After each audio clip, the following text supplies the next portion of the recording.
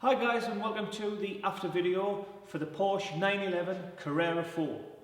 Now if you've watched the before video, you'll have seen of how bad of state this car was actually in. Now just to recall your memory, it's booked in for a minor correction. The customer's main issues were scratches to the roof. So the customer works abroad, so the car is in storage. So upon a full inspection, the car was covered with a tarpaulin cover, which is a no-no. Whoever had washed the car previously hadn't done it correctly, which had caused a lot of wash marring, swirl marks, and it also came to light that the car had PPF on, which is paint protection film. Plus the fact that it hasn't been installed correctly, so a lot of issues to contend with. So after a full explanation and discussion with the customer, it was decided that the customer didn't want to replace the PPF, but I needed to work with that.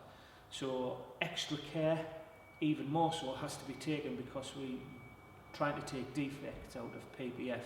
So we can't get them all out. There is a lot of issues, but hopefully in the end, a significant difference, and as you can probably see behind me, there is huge differences being made.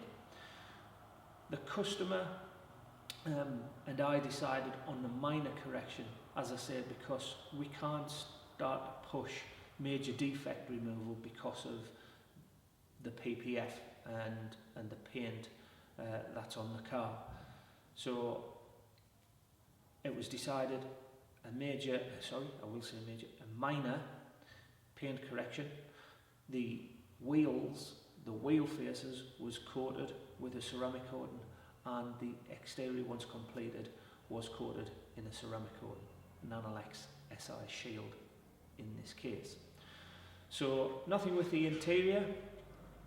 The customer decided it was just the exterior that was his main concern. So yeah, I'll show you around the car. Thanks for watching guys, and I'll catch you on the next detail.